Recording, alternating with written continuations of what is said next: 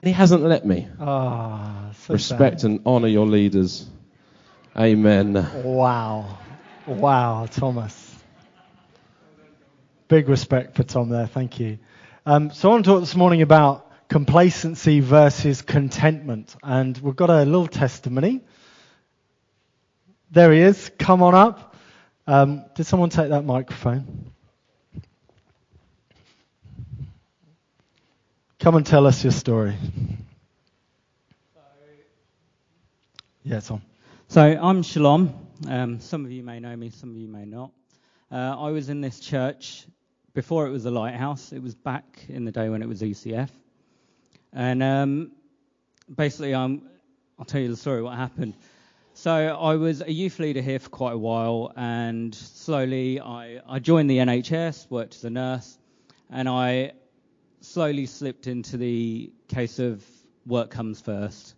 So I ended up working a lot more, not coming to church. And then I gradually slipped into a ring of going out, socialising with non-Christian friends more often outside of work. So I started heading down a quite slippery path down the wrong way. I then kind of slipped away from church, and for 7 years, or nearly 8 years, I basically headed along a very, very dark path. I got married in that time, had children, 2 wonderful children, but I still found myself going the wrong way, and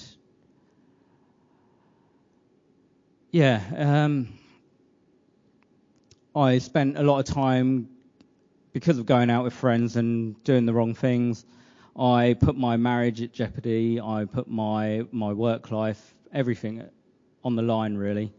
And it came to one night where my wife confronted me about the issues that had been going on, and I took an overdose. And with the amount I took, I shouldn't be standing here right now. On that night, all sorts of emotions went through my head, and I broke down. My parents took me in for a while, and they actually dragged me back to church. While this was all going on, they said over the last 7 years that they'd been praying for me constantly. God works miracles, really. I came back to church. I struggled. I still struggled for a while, and God turned it around. There was one song here at church that really broke me down, by Hillsongs, actually. It was So Will I, and that changed me that day. That broke me completely. And with the help of Giles and the team here, I got a lot of counselling. I met up with Giles for prayer days, and everything's changed from then on. I now, focus on my family, my kids, my life now. God is the centre of everything now for me. And it helps me motivate other people now. And I'm only up here because Giles saw a social media post that blew up over Instagram and Facebook, and it got published by a bodybuilding website as well. So that's why I'm here. So God works miracles. He does. You're a walking miracle. Thank you. It takes courage to stand up here and say something like that. And he's a real inspiration to me, actually. I read his posts. If you don't follow him on social media, do it. Because he has transformed his life, both physically, emotionally, spiritually. And I think it is one step at a time. And it began by taking responsibility for his spiritual life, which kind of fits into what I'm talking about this morning. I want to open in Genesis chapter 4, verses 6 and 7, a very familiar passage here. It says, "The Lord spoke to Cain and asked him, 'Why are you so angry? Why do you look so unhappy? If you do things well, I will accept you.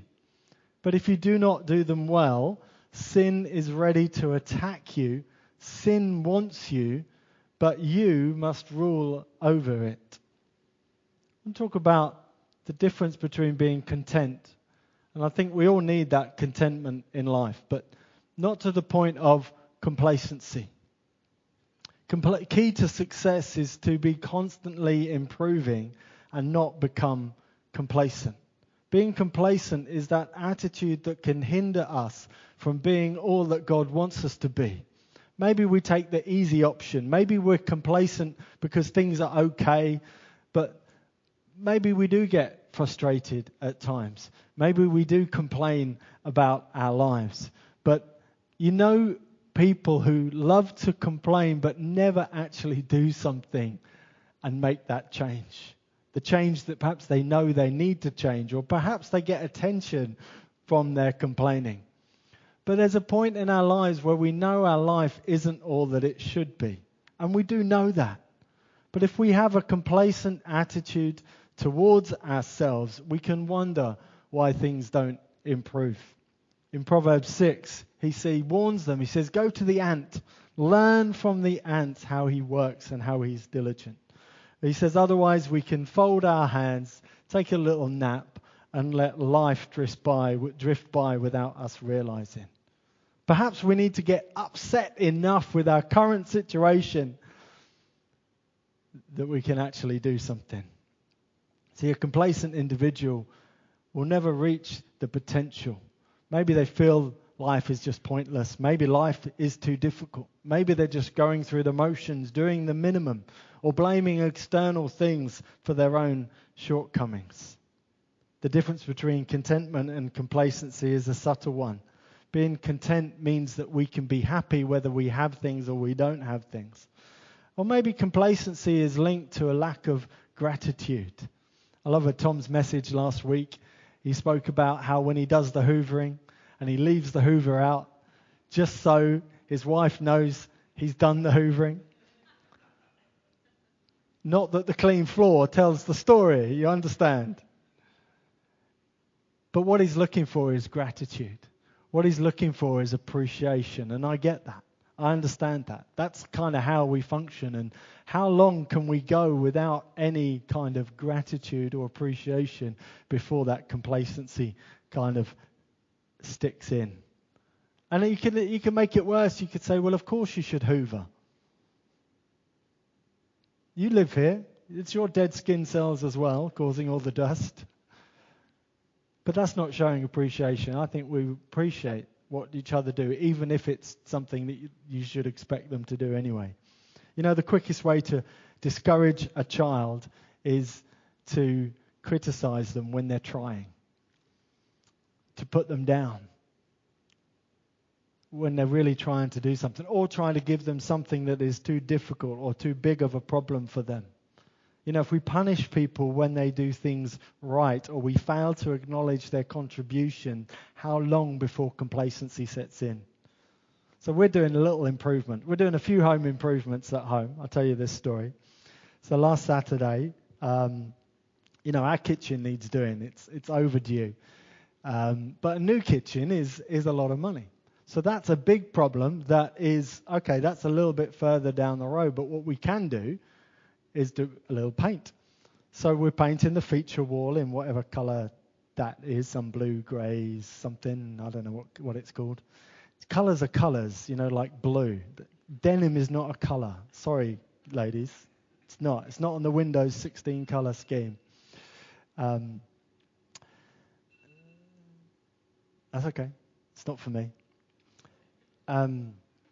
So I'm painting that wall. Then I paint the rest of the walls white. And then all the doors are looking really yellow now. Do you ever do that? You think, oh, now I've got to paint that. So Roz comes in and says, oh, you'll never get this done today. And I'm like, oh, yeah? Come on, then. Challenge accepted. Then I realized I'm just being tricked because, this is psychology she's using here, because I'm going to work harder now to get it done. But I said, honey, you know how you're always right. I'm not going to get this done today. I did finish it this week. So I did finish off the door that I hadn't done. So it is now done if she's happy with the colour. We don't have to repaint it 6 times. So sometimes things things can be overwhelming, or things can be too difficult, or, we look at our lives and we go, you know what, I've got so many problems. Where do I even start? I say start with what you can do. Start with a room at a time, and have that win. I love to win everything, and that's me. That's competitive. When I go running, I want to win, and winning means I'm faster than I was last week. And even if it's by a few seconds, that's a win. And I can get more competitive with myself. So I can improve myself, even small bits. We know that when we go to the gym, we lift heavier weights, we get stronger.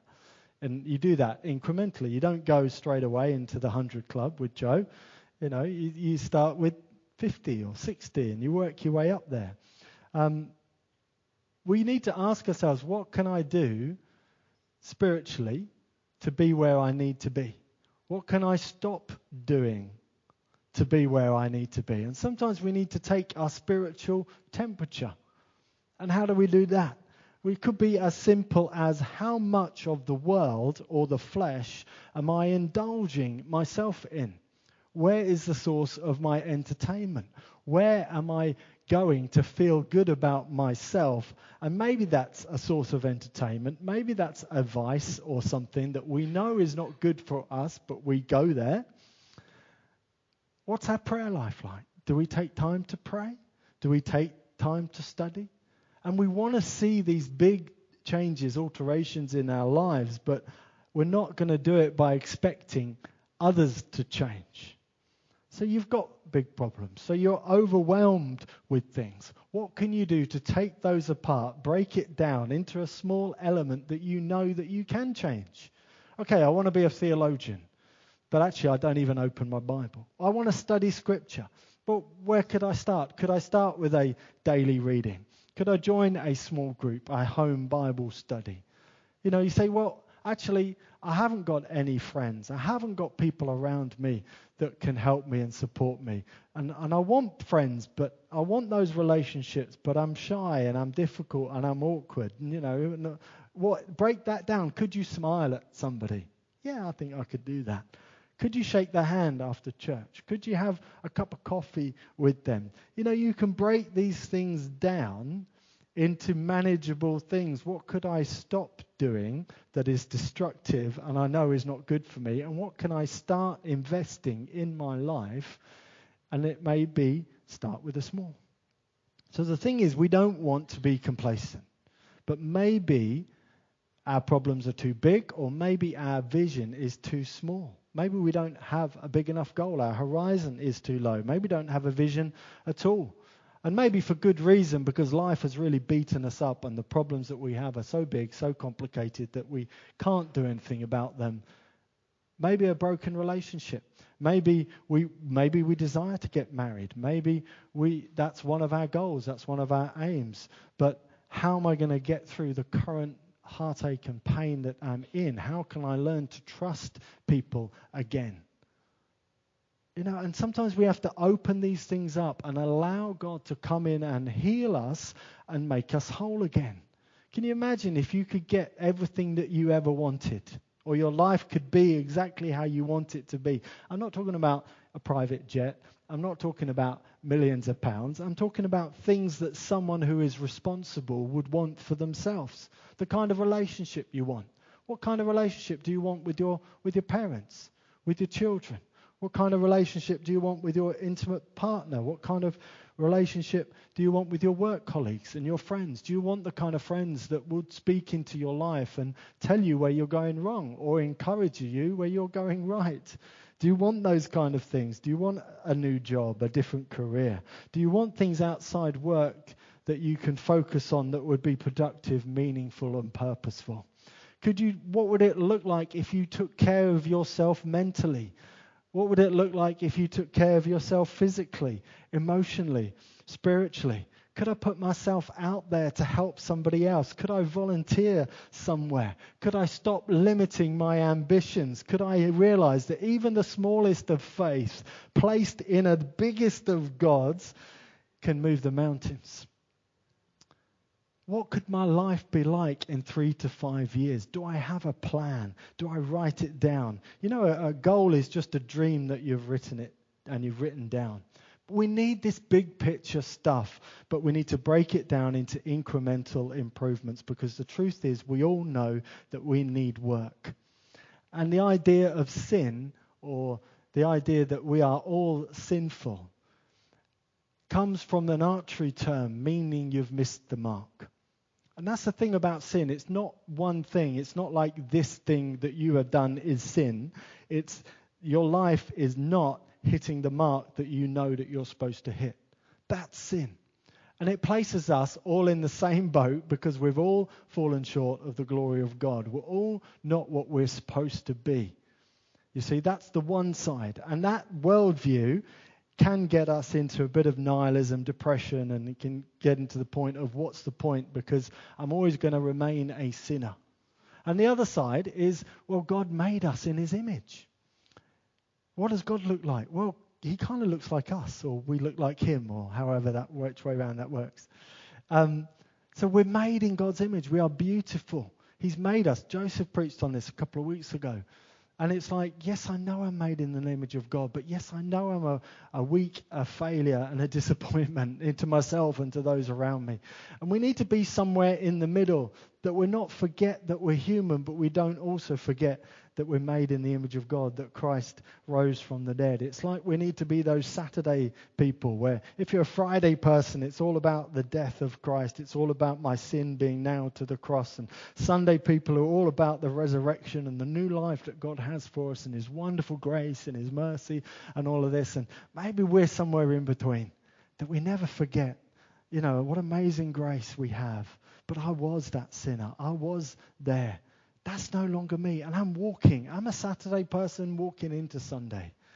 And that needs to be our focus. Jesus, when he comes with justice, because he's perfection. But he also comes with mercy and loving kindness and forgiveness.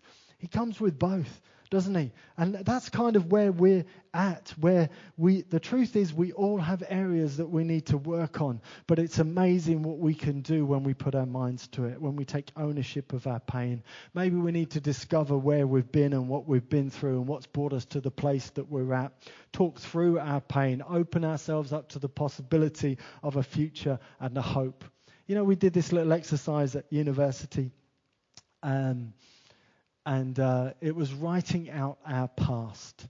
And you did a little snake diagram, and some people did a straight line, but I think life does its twists and turns. And in that, you put your timeline. This is when I was born. This then happened to me. I moved house. I did all this. And I'm looking around. Other people are writing so much. And I'm like, headlines, detail. Not details, I'm headlines. And then you wrote your epitaph. You wrote what you'd want people to say about you after you die. And I thought, jokingly, I'd put Giles Cornell, he tried. And I thought that was quite amusing, but actually probably true as well. But then I wrote, good father, good husband, good friend, something like that. So, you do this exercise so you know where you've been and you know where you are. A sat-nav needs two things, where you are and where you need to go. And I think we need to address the past. If something in the past is causing us pain, we have to talk it through. We have to address it. We have to bring the light of the knowledge of the glory of God within those places. And I wrote down, that one of my earliest memory, was the death of my brother. And I was 4 years old, and he was tragically killed in a car accident on his bike. And when I started to write that down, I wrote down what I could remember and how I felt at the time. And one of my earliest memories was at the funeral with my granddad, and my granddad was so upset, and that deep emotion I remember.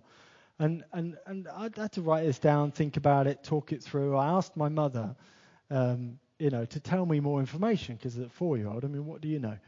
And it's almost I was stuck as a 4-year-old in that emotional state. Do you get that?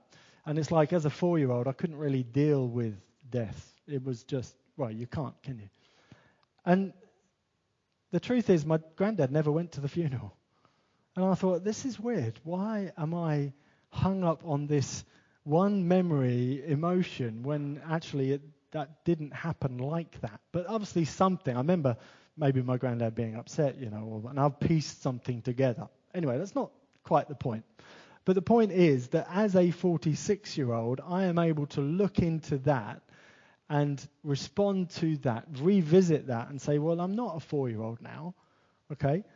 And I know he's in heaven. I know he's with Jesus. I know that. And I'm able to look back at it and say, okay, or that was trauma. And maybe I have been, or part of me has been stuck inside that. But having to open up and say, God, I want you to heal me. I want you to walk through this with me. And deal with it. And I think some things you don't, they're always there, but you kind of get better at dealing with things. Yeah? Anyway. But maybe the past has been a problem. Maybe it hasn't. Maybe it's the future is a problem because you don't really know what to do with your life and you don't really have a vision and a purpose and a direction and a goal, and maybe you feel contained. And God's saying, come on, open up your horizons. Have a vision and then have the positive motivation to think, what could my life be like if I started aiming in that direction?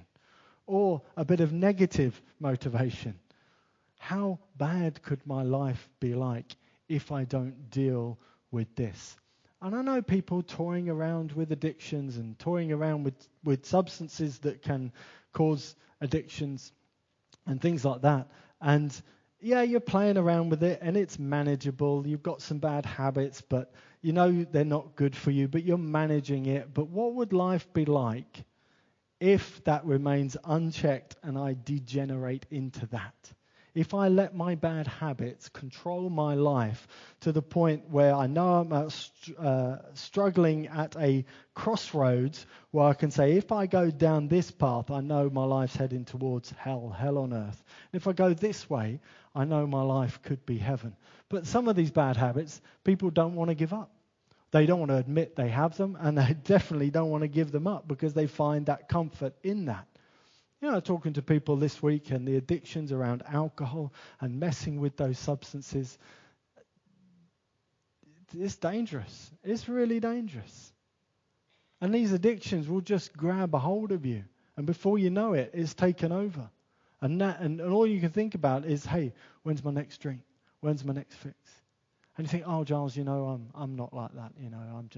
I've got it under control. I've managed it. But it's a scary thought. What if this is unmanageable? What kind of hell could my life be in if I don't make the changes I know I need to make today? Reading statistics about pornography. Pornography is a hugely addictive thing, and it's affecting men and women across our nation. And the depravity of it is treating people as objects of your self-gratification. And someone needs to talk about it because our society is rife with it.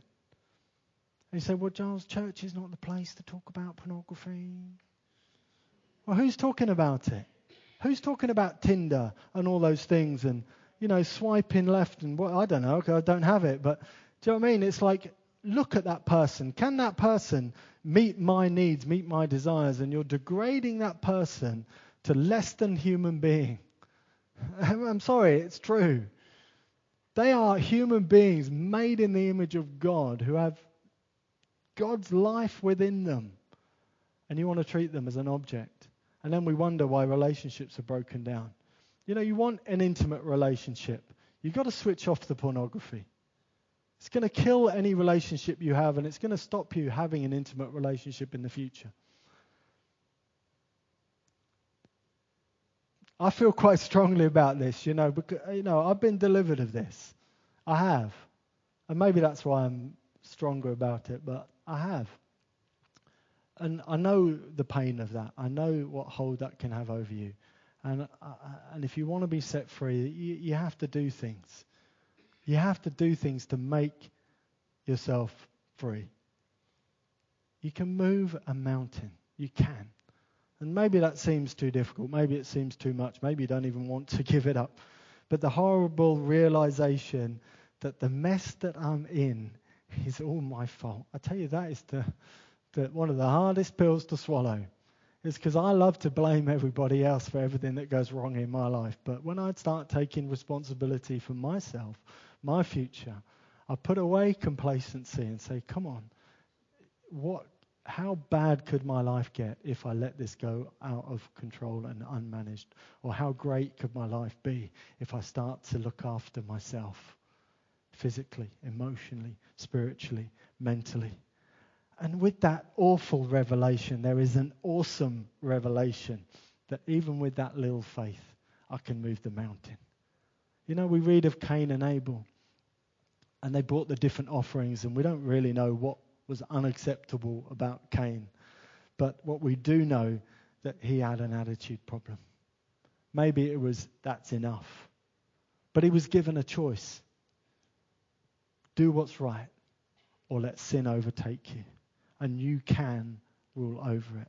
Can you imagine the difference in Cain's future if he ruled over it? Can we look in the mirror and say to us, what I'm doing is not working? And if I don't do something about it, sin is like that animal ready to pounce. And maybe we have a casual attitude towards evil. You know, in Western Christianity, maybe we don't give the devil any kind of room, but he's out there. But he's a defeated foe, and we need to remind him he's a defeated foe. But not that we ignore him, but not that we give him all the responsibility and we don't take any for ourselves. I know my time is really gone. Can I tell you 2 more things? I'm going to anyway. The life of David. There's 2 examples from the life of David. One is in 1 Samuel 30, verse 6. And he'd gone out to fight, and he'd come back, and everything had gone. And maybe it was his fault, but he was out doing what he thought he was supposed to be doing. He was taking action. And I think even if you take action, things can still go wrong. Yeah. But the men in the army, it says, they were threatening to kill David with stones, which greatly upset Dave. Each man was sad and angry because he'd lost everything. His sons, his daughters, his wives, he'd lost everything. But David. And I think that's an important lesson. David strengthened himself in the Lord.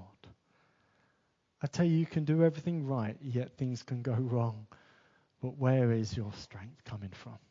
Where's your hope coming from? And the other thing about David, another time he was supposed to be going to war. This is 2 Samuel 11. He was supposed to be at war, and he wasn't doing what he was supposed to be doing. In the spring, when kings normally go to war, David sent out Joab and his servants and the Israelites. But David stayed in Jerusalem. And one evening he got up from his bed and walked around the roof of his palace. And while walking on the roof, he saw a woman bathing, and she was beautiful. You know, in David's complacency, he put himself in a compromising position. And David paid a huge price for that. But Paul the Apostle warns us to be strong in the Lord and the power of his might, and not fall for the tricks of the enemy. Or in Ephesians 4, he says, do not give the devil a way to defeat you through your anger, your lies, and your sin. But choose rather to be filled with the Spirit, he says in Ephesians 5. Don't be drunk with wine, but be filled with the Spirit. There's a way we can clothe ourselves with the Lord. There's a way that we can put our trust in him. There's a way that we can strengthen ourselves in him. Okay, we need a vision for our future. We need to know what our life could be like if we put it in the hands of the Almighty God. And we trust him. And we lay aside all the sin and things that would easily ensnare us and trip us up. We look to Jesus, who's the author and the finisher of our faith. It's our faith. How do we do this? We put our trust in him. You know, even our own weaknesses, Christ's strength is made manifest. And where we need help, we come to the throne of God. You know, Hebrews calls it the throne of grace, because we find the help where we need it the most. You know, my sermon's not here to kind of beat you up for your humanness and say that, you know, you're just this, you're just that. No, I want to challenge you, but I also want to encourage you. Yes, the cross is there. Yes, the resurrection is there. And we don't forget what Jesus has done for us. We don't forget the fact that we were sinners, but Christ died for us. He's forgiven us, and he's given us a new life. It's almost we need the 1 foot out, 1 foot where we know we've been, and 1 foot where the endless possibilities that God has for us. I tell you, God's got an amazing journey for you if you just take that step. Come on, you can do it. Am I right or am I right? Am I wrong? You've all listened very quietly to me. Let's just pray. God, I give it to you. I give my whole life to you. I thank you for testimony of Shalom today and how he put his trust in you and he turned his life around. And my prayer is that, God, you could do this for all of us. That, yeah, we can take responsibility for our actions. Yes, we can close the door to sin. But yes, we can walk in the new life that you have for us. Help us, Lord. Strengthen us. Give us your grace. Give us your mercy. Don't count the sins of our youth against us, but place us in your loving arms. Give us that new beginning that we need. How your mercies are new every morning, and great is your faithfulness to us. Amen. Amen.